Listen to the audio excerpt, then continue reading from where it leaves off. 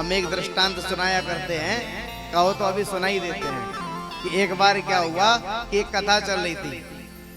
अब कथा ऐसी चल रही थी तो उस समय महाराज कथा चली 4-5 दिन हुए।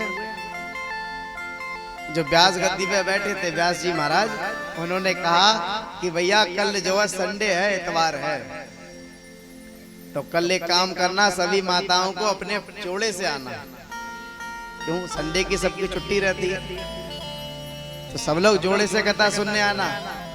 अब एक सेठानी जी को ये बात लग गई। अब सेठानी जी गई अपने घर, अपने सेठ जी से बोली कि सुनो कल क्या है। उन्होंने कहा कल संडे है, छुट्टी है हमारी, तो एक काम करना। अच्छा, जैसे ही सुना कि ये संडे की कह रही है तो सेठ जी की सांसें ऊपर नीचे हो गई। समझ गए क्यों?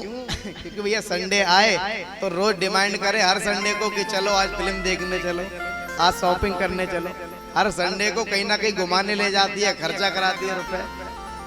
तो अब भी सोच रहे हैं कि आज कौन सी नई डिमांड ये संडे को बोलेंगे। उस सेठानी ने समझाया कि तुम चिंता मत करो, मैं कोई डिमांड नहीं कर रही हूँ, मैं केवल ये कह रही हूँ कि कथा चल रही है भगवान की, तो तुम भी चलो साथ में कथा सुनना। अब उन्होंने महाराज ये स्वीकार किया और दोनों आए, और आने के बाद कथा चली। अब देखो कथा कैसे सुनी सेठ जी ने।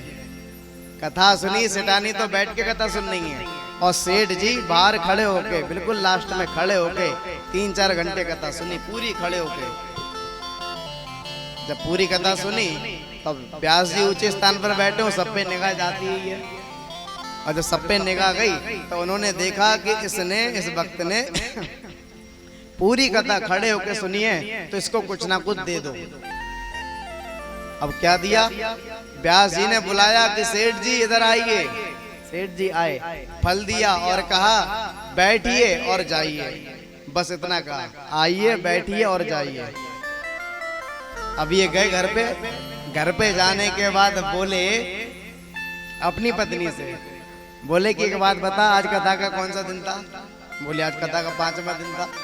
अच्छी बात है, बता 5 दिन से कथा सुन रही है, तेरे लिए क्या दिया अभी तक? कथा सुनी तूने, व्यास जी ने क्या दिया? तब उन्होंने कहा कि मुझे तो कुछ नहीं दिया, मैं तो रोज कथा सुनने जाती हूँ, प्रसाद लेके चली आती हूँ। सेठ जी बोले देख, आज पहले दिन गया मैं और पहले दिन ही मुझको मंत्र दे दिया। मैं कौन सा मंत्र? मैं गुरु मंत्र कभी बताया नहीं जाता। सेठानी बोली तो माला लेके जब भी करना पड़ता है। अब सेठ जी जाप कर रहे हैं, अपनी दुकान पे बैठे, व्यस्तता इतनी है कि महाराज काम से छुटकारा ना मिले। अपने दुकान पे बैठे और बैठने के बाद जब ग्राहक ना आवे तो हाथ में माला ले लें, जाप करें, आइए बैठिए जाइए, आइए बैठिए जाइए, आइए बैठिए जाइए। प्रेम से कहो और जोर से बोलो।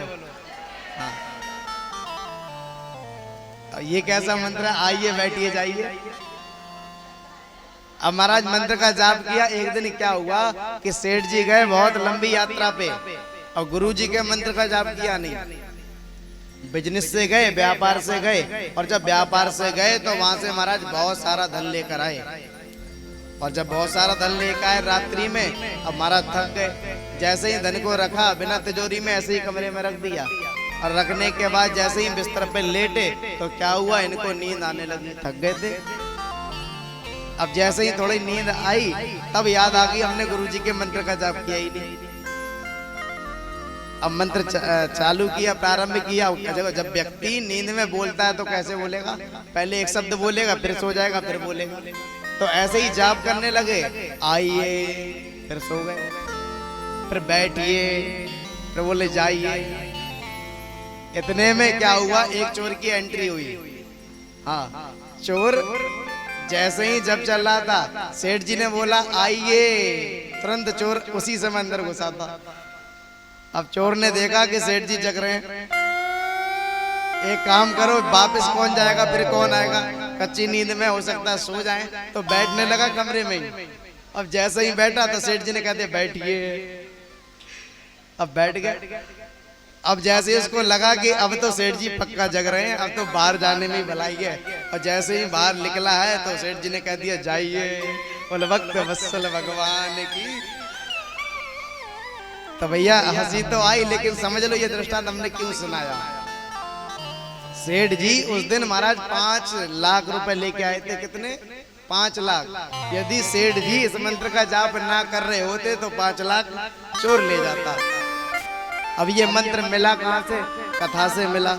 जबकि गुरुजी ने कोई मंत्र नहीं दिया, केवल उनने अपने मन में मंत्र मान लिया। तो ठीक उसी प्रकार भैया कथा सुनने का मतलब ये है कि मन की एकाग्रता बनाए रखो। पता नहीं ऐसी कौन सी बात आपको अच्छी लग जाए जो आपके जीवन में कुछ बदलाव कर दे। एक बार बोलो राधे।